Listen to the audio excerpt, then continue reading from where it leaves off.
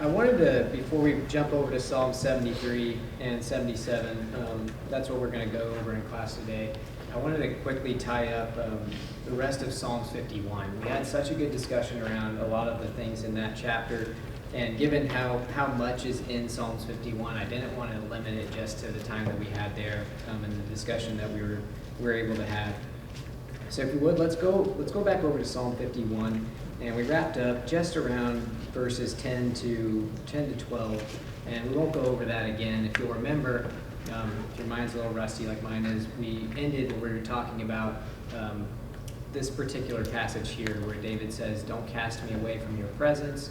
Do not take your Holy Spirit from me. Restore to me the joy of your salvation, and sustain me with a willing spirit." And we kind of talked about how our minds, have to be programmed towards things of righteousness. How our conscience isn't just an unerring guide. But then David starts to transition here to another very important theme, I think, in this particular psalm. And it's something that I think when we are bogged down in sin and when we have something weighing down our hearts, that is very likely to happen to us. David alludes to really the effect that I think this has taken on his spiritual life and his role as a leader, as a teacher in the community. And in verse 13 here, he says, Then I will teach transgressors your ways, and sinners will be converted unto you." And the reason I picked out this verse for us to talk about just for a minute is because I think that there's a very important parallel to us today. When we have sin in our lives that affects us at a deep level, it naturally diminishes our effort or our willingness to want to, I think, teach and spread the gospel. And it makes it difficult, I think, for us to reconcile something that we've done that separated us from God, while at the same time we're trying to fulfill our obligation to, teach and preach the word. And I know for myself, that's something that I've felt at times in my life when I know that I've done something or I have been living right. That's just not an inclination, that you have naturally when you're bogged down in something like that. And so real quick, I just want to get any thoughts or comments if people feel like that's something in their life that they've also wrestled with, or something that you feel naturally, happens in your walk today.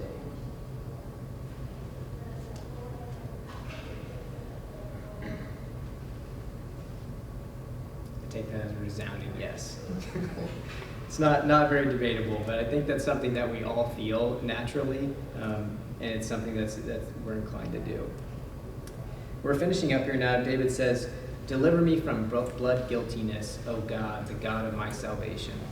Then my tongue will joyfully sing of your righteousness. O Lord, open my lips, that my mouth may declare your praise. For you do not delight in sacrifice, otherwise I would give it. You are not pleased with burnt offering. The sacrifice of God are a broken spirit. A broken and contrite heart, O God, you will not despise." Now this first part, David's talking about the blood guiltiness that he has on his hands. That is the bloodshed, from murdering Uriah in order to take his wife. And I think what David's starting to get at here is he understood that while, animal sacrifices had its place, God desired the heart of man most. And that's what really we see throughout, the New Testament, particularly with Jesus and his dealings with the Pharisees, who were not focused on the heart, but they were focused on the outward appearance. That's something that we see a direct parallel today, or in this passage, that is. And my favorite line here is that at the end, where it says, "The sacrifices of God are a broken spirit, a broken and contrite heart, O God, you will not despise." Any thoughts or comments around that particular passage?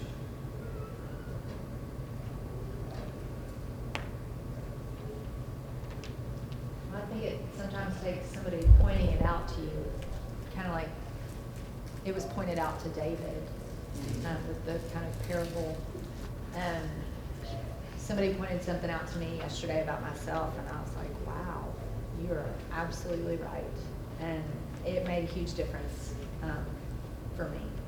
So I think it's hard for us to get to that place of a broken and contrite heart on our own sometimes, and we need somebody to tell us. And so, maybe if you need to tell somebody something, you should. Yeah, that's going back to some of the comments I think we made in the last class. What's, I think, the biggest reason, what is the biggest reason why we can't get that on our own? Why we maybe need that outside influence? Four-letter word, anybody? Right, yeah, there you go.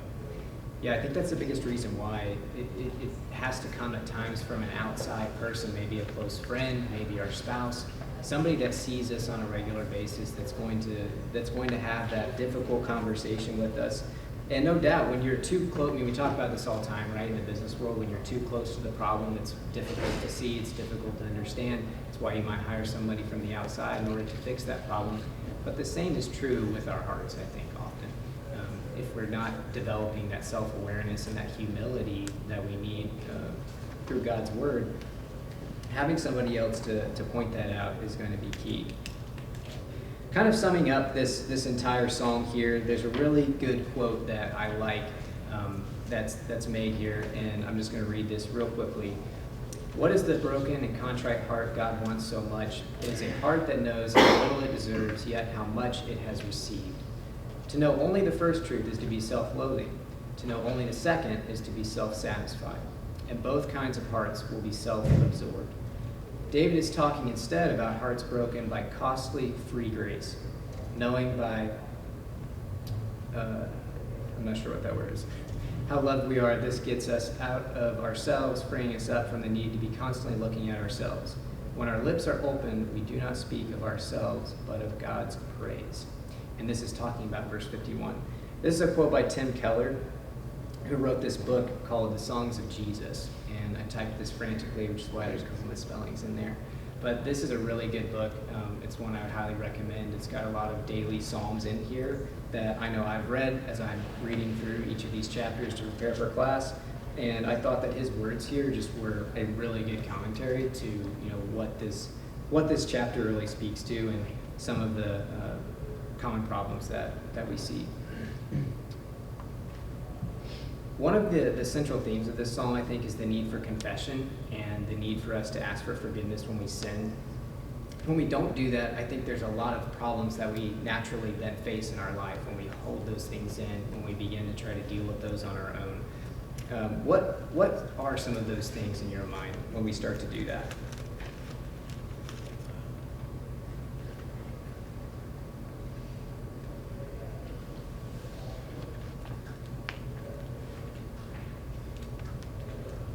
Any thoughts? What might we lose touch with? Or feel distant from? I think you lose touch with your closest relationships, and whether you're married or your brother, sister, son, those closest relationships, your most intimate relationships at that point in time in your life start to become distant. Yeah, absolutely. Any other thoughts? I'll tell you one thing that we definitely lose touch with is the one thing that has the power to forgive us of those sins, which is Christ. We lose touch with the one remedy that we have in order to forgive those sins. One of the things that the song points out vividly is the physical effects it can have. Yeah, physical effects, no doubt. One thing that I really think is true, there's a song we sing called What a Friend We Have in Jesus. And one of the lines of that song that I always love is, oh, what a comfort we often forfeit. Oh, what needless pain we bear, all because we do not carry everything to God in prayer. And I think that we so often just willingly forfeit a natural comfort that we could have because of pride, because we think that we can deal with it or we don't need help.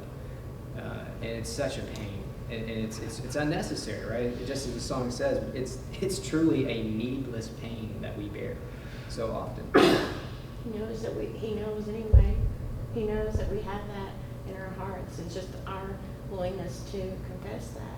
Yeah, absolutely. And that's what makes it even more troubling, maybe. Like if you know that something is going on in your spouse's life and you want them to talk to you about that, how much more does God feel the same way to us when he knows every detail of our lives and what we are or aren't holding in.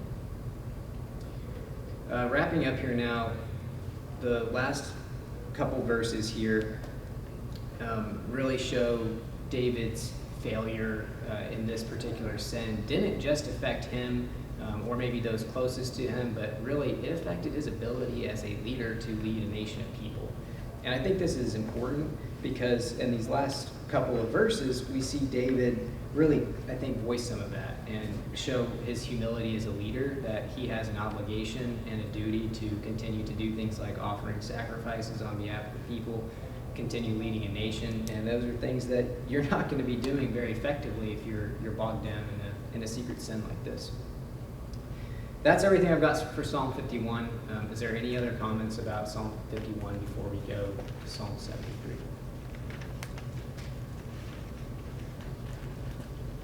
Okay, transitioning now to Psalm 73.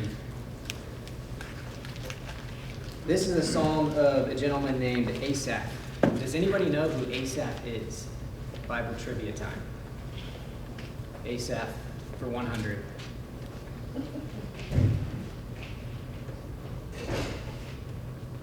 Wasn't he appointed by David to handle music, be over the music?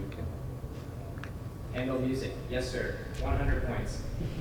He was a singer and musician of the time of David and Solomon, but first he was employed by David, I guess you could say. These next two psalms that we're going to look at are written from his point of view. There's a number of other psalms that we'll look at throughout the class, in other class periods, that are written by Asaph. But you know what's interesting is the language is very similar, and if you didn't read the title of who wrote these, I don't know if you know there was a difference in them. And I think that tells you the relationship that he had with God, very similar to the relationship that David had with God. They're both very expressive psalms. They're ones that deal with very personal feelings and things that ones that don't mince words. So if you want to learn more about Asaph, he's listed in First Chronicles, and throughout chapters 17 to 26. The verse I have up here is where he's kind of listed more formally. But this psalm is really the end of a list of psalms that had contrasted the differences between the righteous and the wicked, and primarily those that were troubling to him and the things that he was seeing. And this is the first few verses here, we see Asaph really talking about what he was noticing throughout the world and his viewpoint of those who were wicked. He says, verse 3, "For I was envious of the arrogant as I saw the prosperity of the wicked, for there are no pains in their death, and their body is fat." Now, he's not talking about, a Weight Watchers program. Back then, it was much more glamorous to be overweight. It was a sign of wealth. It was a sign of the ability to not have to work. It was a much different type of a status symbol than it is today. But that's what we see starting out here, is Asaph's real focus on how the wicked seems to prosper and how he seems not to. And we'll find a lot of common parallels, I think, here between Asaph's opinions or his viewpoints and Job's. Skipping over to verse 11 now, let's read verse 11. Asaph says, "They say, 'How does God know? And is there knowledge with the Most High? Behold, these are the wicked and always at ease. They have increased in wealth.'" So we see here the viewpoint that these people have in their arrogance towards God primarily. We might not be so bold to say this today, but I think our actions might at times. Do we ever feel today that we have maybe the same viewpoint as the people that Asaph's viewing today in terms of what we feel like we can do in the face of God?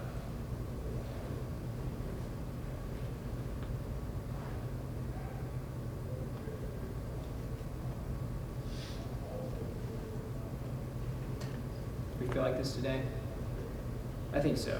I think there's some clear things that today we feel are very similar to the things that Asaph was facing, to the way that Asaph was viewing the world, similar to how Job was feeling. We know Job was extremely distressed under his suffering when he looked out at the world and saw all that people that were non-believers were able to accomplish. And I think if we're not careful, we allow that to begin to fester in our heart, and we begin to allow ourselves mentally to think that we can just get away with anything, that nobody is watching us, that God doesn't repay evil deeds, and we begin to start thinking on our time. And I think that's a clear struggle that Asaph had as he's pouring out his heart here in these first 10 to 12 verses. He's focused on what is happening in the world and what is going on to everybody else. Going to verse 13 now, we see him say, "Surely in vain I have kept my heart pure and washed my hands in innocence." Really what he's doing, I think, is he's questioning the value of his holiness, of his righteousness, of his decision to live life a certain way. And I think we saw the same with Job. It was a very similar theme, questions that he asked.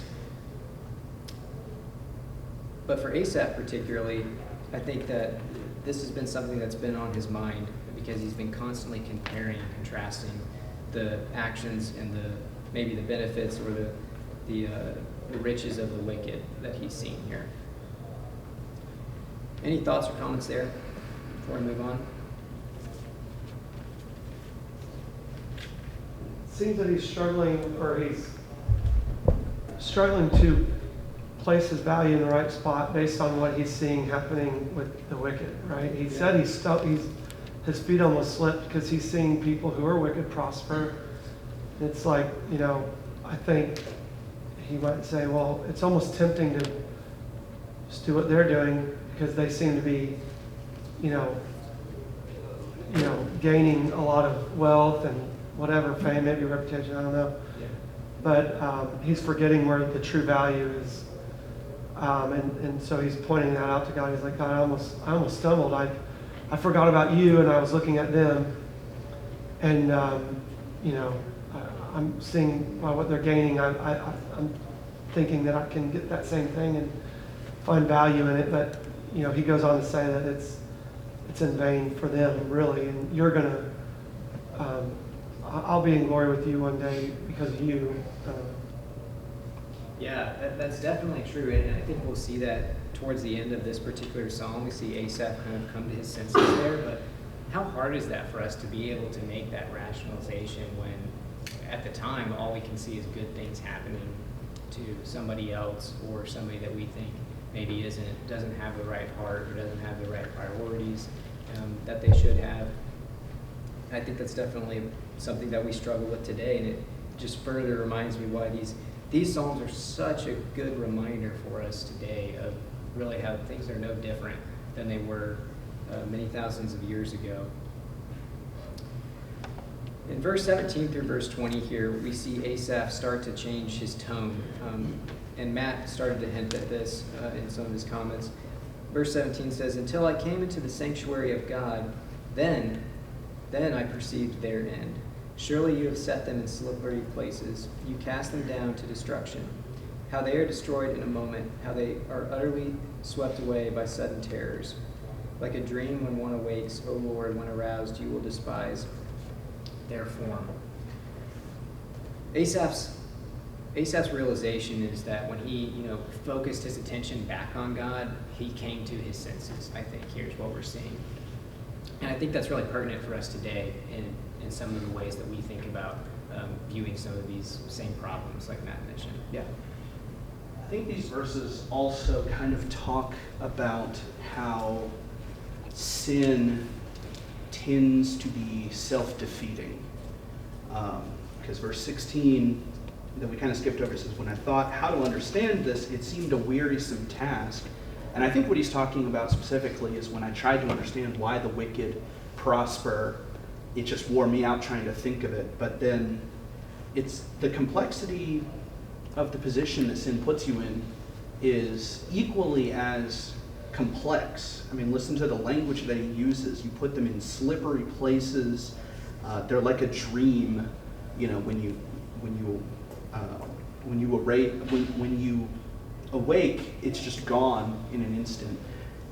And that's something that I've noticed maybe more and more. I don't know if it's just as I'm getting older or if it's getting worse, but so much of what's out there is self-defeating. If you look at the biggest, forces for this or that, they're almost at each other's throats. And so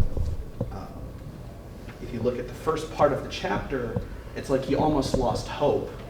I think that's what verse 15 is talking about, is like the only reason that he hasn't abandoned his faith is because he didn't want it to mean nothing. I didn't want to betray the other people. So it's this massive, strong force.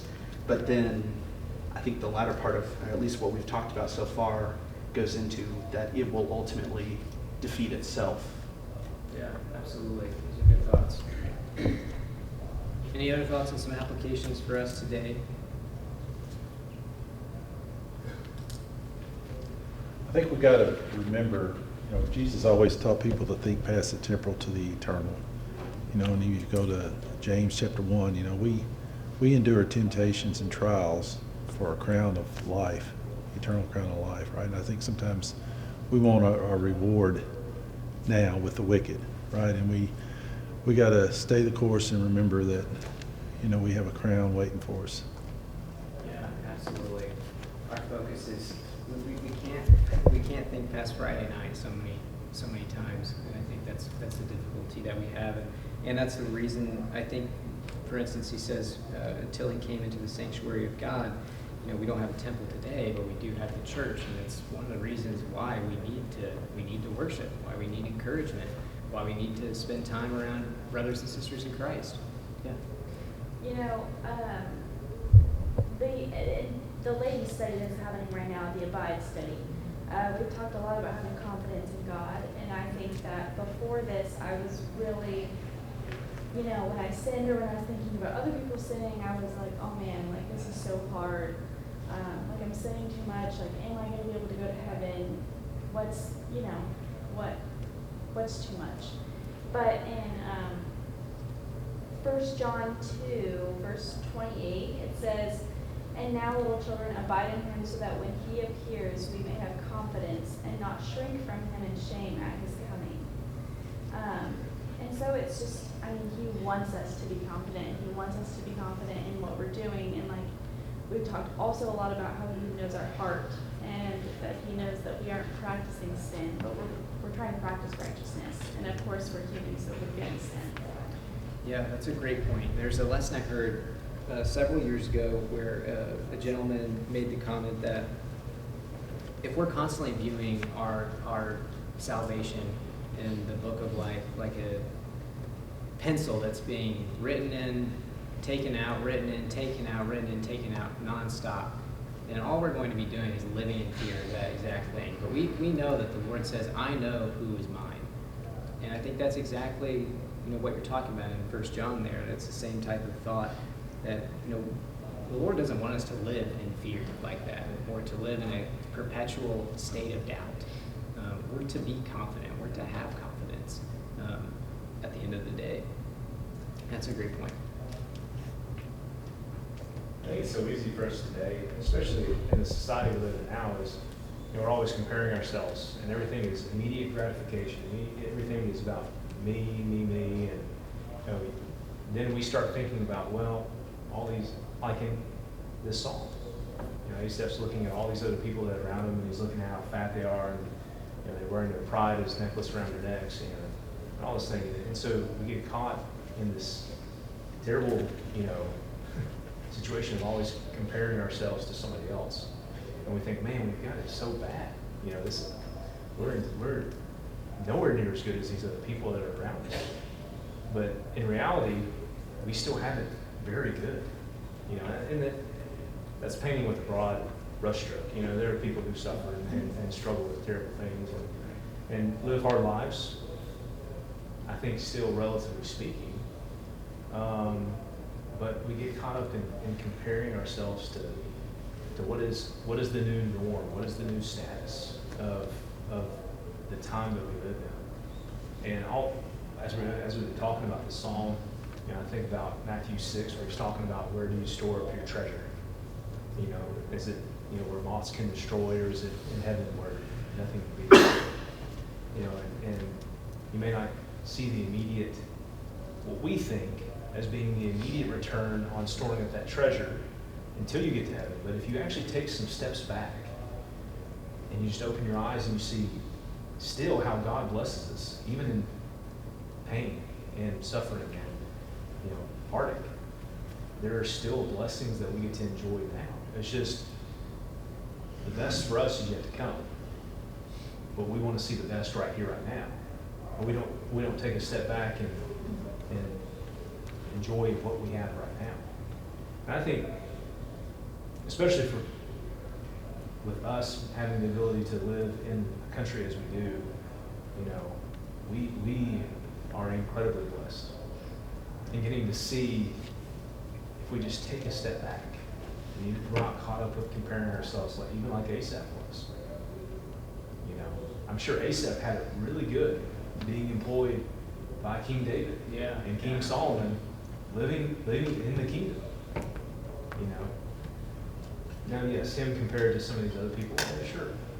But I bet he still had it really good. So I think a lot of it is our own personal perspective, and that gets in the way of where we're at.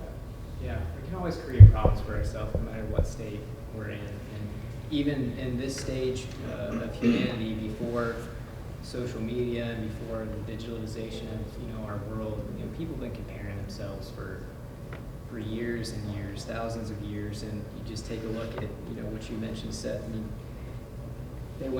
we've taken the exact polar opposite of the spectrum now. They love for people to be fat to now people want to be skinny. It's just, but it's so crazy how it's the complete opposite, but yet both are seen in their proper context as attractive and something that they desire for. And that's I think speaks to our unending desire to compare ourselves physically, emotionally, you name it. That's just what people tend to do. Yeah. I think that was kind of an interesting point today to point out about Asaph and his perspective of the wealthy, because it's probably not as much a poor person looking at the wealthy and thinking, oh man, wouldn't that be nice? You know, but this is Asaph, who is close to King David, who is probably wealthy himself, and looking at the wealthy and seeing them recycle their wealth into trying to gain more worldly, fleshly wealth. When if he's looking at God and have, like Brother Jay said, a heavenly or eternal perspective, they might be recycling those blessings into blessing others and using it to, you know, glorify God. And that might be the tendency, right? Is if we're going to use our blessings that we get to try to gain our own fleshly and worldly gains, you know. But so just an interesting psalm, you know, to kind of dig into the mindset. And it's probably this wealthy person saying, man, I could use this to really lift myself up even more, you know, but he's slipping a little bit, but then realizing, no, God, you're eternal, and that's where my focus needs to be. Yeah, absolutely. Yeah. Another maybe kind of the flip side of these verses is, and going back to the point of the blessings that we have, is there are some blessings that we have as Christians that a worldly person, no matter how much money they have, no matter how many friends, family, there's some things they just don't have. I've encountered people that seem to be, you know, cloud nine, everything's going well at work. If they're in school, everything's going well in school, that kind of thing. But they just have these underlying issues that come from the fact that they haven't had God as their constant companion. You know, this damage, there's always something like a leech on them that they just can't get rid of. And so even if I look at them and they are in a much more favorable position physically, you know, we've talked about the sanctuary that Asaph went to. We've talked about God being with us. These are things that I take for granted. I take church for granted, the ability to come, and we're about to read about how when he goes into this sanctuary, everything else kind of falls away. Some of my best friends don't have that. They might even think that they have a perfect life, but there's some things they're missing out on that they might not even know it. And so it's my job to try and give those to them, bring them to God so God can bless them like he's blessed me. Yeah, absolutely. And it gives context, right? It gives context to our battles, and it gives context to the way we feel and our feelings, and helps us check whether those things are reality or not.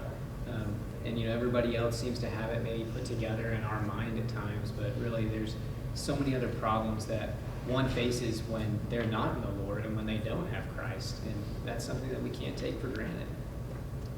You mentioned now some of the things that he starts to realize as he comes to the sanctuary of God. We're going to skip down a little bit here to where he says, verse 23, "Never my flesh and my heart may fail, but God is the strength of my heart and my portion forever." And this is really, I think, one of the guiding verses of this particular psalm, and something that we should center around today, because this is Asaph after he's had this debilitating sense of anxiety and struggle to compare himself to all these people. This is the sense that he's come to towards the end of this psalm, and something that I think that we can really take today in our walk with Christ.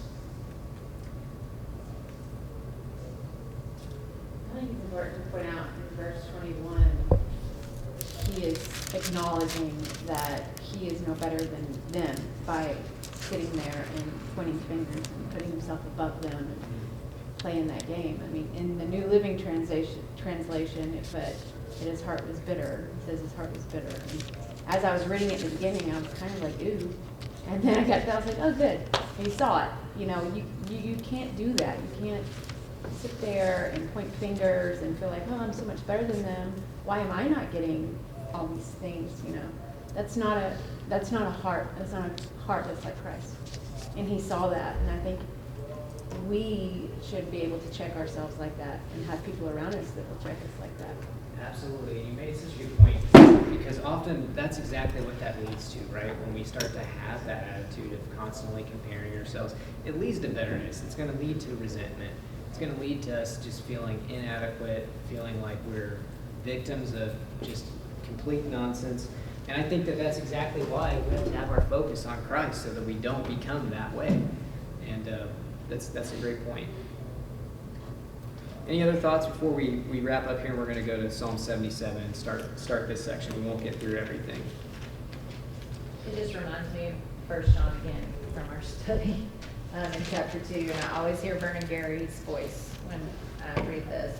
"For everything in the world, the lust of the flesh, the lust of the eyes, and the pride of life comes not from the Father, but from the world. The world and its desires pass away, but whoever does the will of God lives forever." Yeah, it's a great passage. Okay, Psalm 77. We're going to see once again Asaph in a state of distraught. And he's going to have a lot of similar feelings here. And we're going to see some very similar themes play out in this particular psalm. Asaph seems to have a very vivid recollection of some of his thoughts, some of his feelings, the way that he approaches God, his relationship with God, and that's something that's going to be evident throughout this particular chapter. Starting out here in verse 2, Asaph says, "In the day of my trouble I sought the Lord. In the night my hand was stretched out without weariness. My soul refused to be comforted. When I remember God, then I am disturbed. When I sigh, then my spirit grows faint." I think we see here that Asaph's, once again, he's so focused on some of the troubles that he has here that he allows it to affect him physically. He's allowing it to affect him mentally. It's affecting him emotionally. He's not able to sleep. His soul refused to be comforted. But I think it's very interesting language that he chooses here when he says that his soul refused to be comforted. What do you think that means when he says refused to be comforted? Why would his soul refuse to be comforted?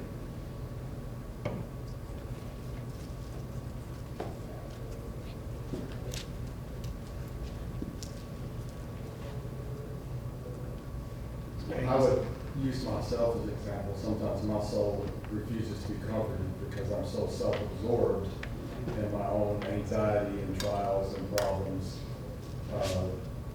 I don't permit, whether it's my spouse or my God, to comfort me. So inward. Absolutely. And, I mean, we're seeing such a clear theme. This is 3 Psalms in a row now where I think we see pride inhibiting our ability to be comforted, our ability to be led. And God gives us the natural antidote to that. But so often we just can't get out of our own way. We can't see past the things that we want or the things that we think we need to make us feel better. And instead we think that we have the answers to those things. I think too, sometimes victimhood can lead to entitlement. And I think if we want to be in a spot of being a victim so that we don't have to, like, so then we can feel like, oh, well, I deserve to be, X, Y, Z. Yeah. And so sometimes we want to just stay in that state instead of getting out of it, in a position to help others, perhaps. Yeah, absolutely. Myra, did you have something? Kind of going off of that, I feel like he's kind of wallowing in self-pity a little. Yeah. Maybe like he feels so bad that he can't forgive himself. And like that's what, that wall is kind of there. And so it's like, how can God forgive me if I can't forgive myself? Yeah, absolutely. Matt, one thing you mentioned with focusing on victimhood made me think about how we tend to sometimes focus on the rights we have, particularly as American citizens of this country.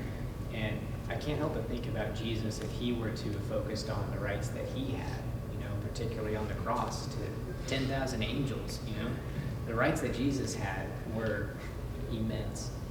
And yet what did he focus on was his responsibility, the responsibility he had to us, to everybody. And really wasn't actually responsibility, it's probably the incorrect way to say it, but so often we focus on the rights that we think we have that we then, I don't think, properly focus on, those responsibilities and the things that really provide us the meaning that we need. And instead we get to play those cards, whether it's a victimhood card, the self-pity card, you name it, but it's in an effort to ease our pain and to soothe, the difficulties that we go through. In verse 7 through 9 here, we start to see him searching for answers to the statements that he's made in the beginning of this passage. In verse 7 he says, "Will the Lord reject forever? Will he never be favorable again?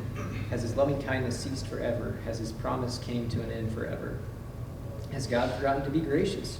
Or has he in anger withdrawn his compassion?"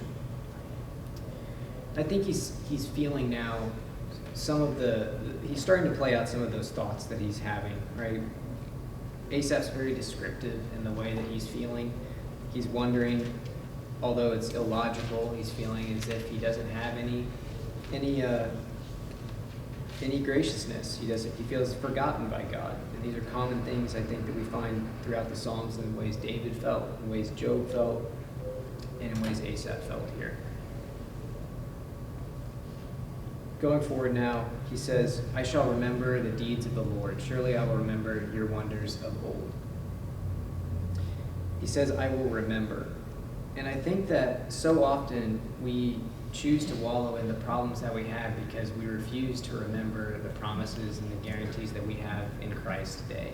And I think that's a parallel that we see, particularly in this psalm. If we don't remember those things that God's given us and the avenue that we have and the way that we can deal with those anxieties, those worries, we'll just create endless problems for ourselves. And I think so often we see here in the Psalms, whether it's Asaph or David, people spinning and spinning and spinning in an endless loop because they don't remember the peace and comfort that they do have naturally in God. Any thoughts there? I like in the beginning, first verse, he says, "He cried out to God with my voice, and he gave ear to me." So it's not that he's just going to a friend and complaining, or that he's just muttering around the room complaining. He's taking the struggle to God. And God, it says, he gave ear to me. So God is there to hear us speak to him about our struggles, even if it's our struggles with him that we are having. And that just continues to enhance the intimate relationship with God and the trust and the comfort. And I think being able, and it shows, to communicate that to him instead of just going to your friends or wherever. Go to him first and let him have an ear and pray about it. And it may not happen immediate, but as you reflect and pray, you know, it would unfold eventually. Yeah, absolutely. But what do we have to do in order to do that? We've got to get out of our own way first. We've got to decide to give it over to God first. We've got to decide to go to him, to go to his sanctuary, as Asaph did, to take it to God in prayer. And I think so often it's not until we're in the depths of some situation or we've got mud on our face that we're able to, drop our pride and decide, okay, I need some help with this. This isn't something that I can take. Yeah. I also think I read verse 1 almost as Asaph trying to reassure himself. My version, I'm reading out of the ESV, and it says, I cry aloud to God, and he will hear me. It's almost like he's telling himself this to reassure him, because verse 2, my hand is stretched out without wearying, my soul refuses to be comforted. The rest of this psalm almost seems to recontextualize that as him refusing to move on. It's as if there's something that he needs to bring to God, and I'll contrast it with myself. I have a bad habit sometimes of trying to text God, if you will. Like I'll just send out a quick prayer and then just kind of go on with whatever else I had to do. But to me, what he's saying here is, I'm going to sit, I'm going to remember, I'm not going to grow weary in doing this. I'm going to remember what he has done, reassure myself that God hasn't forgotten about me. And I don't know, to me, this is him kind of saying, I'm going to sit here and I'm going to keep asking until this thing, whatever it is, gets an answer. Yeah. Absolutely. Thank you so much for your attention. We'll finish up Psalm 77 in a couple weeks.